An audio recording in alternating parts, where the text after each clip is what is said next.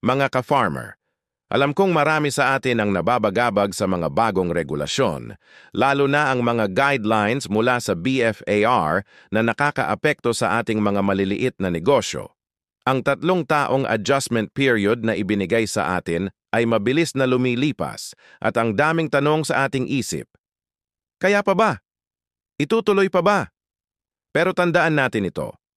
Ang pag-aalaga ng crayfish ay hindi lang basta negosyo.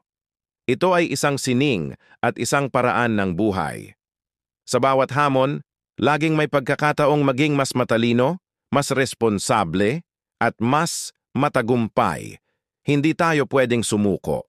Hanggat may pag-asa sa nalalapit na update o consideration mula sa gobyerno, kailangan nating panatilihing sustainable at compliant ang ating mga farm.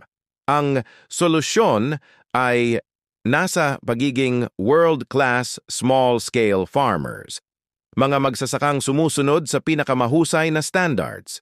At isa sa pinakamahalagang standard na dapat nating i-master para lumaki ang ating kita ay ang... Gusto mo ba ma-achieve ang 100% hatched eggs mula sa buried crayfish mo? Kung gusto mong maging efficient ang bawat itlog at palakihin ang iyong produksyon sa pinakamataas na antas, makinig ka. 3 iiwasan at 3 gagawin para sa 100% hatch rate.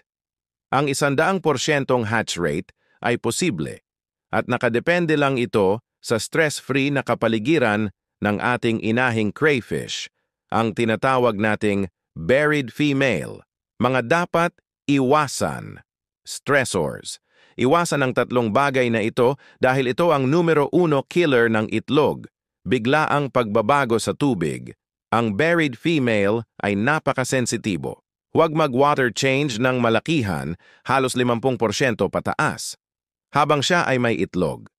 Ang sudden change sa pH, temperatura, o hardness ng tubig ay magdudulot ng stress at egg drop. Mataas na ammonia at nitrite. Kahit sabihin mong maliit na tank lang, pag hindi mo na-monitor ang dumi, mabilis lalala ang water quality. Ang mga toxin na ito ay sumisira sa kalusugan ng inahin at sa oxygen na kailangan ng mga itlog. Kakulangan sa shelter at privacy. Ang buried female ay nangangailangan ng 100% privacy. Kung may kasama pa siyang lalaki o ibang crayfish sa tank, maaari siyang maistorbo, ma-stress, at mag-drop ng itlog. Ihiwalay siya agad. Ang 3 sikreto ng tagumpay, the 3 keys. Ngayon,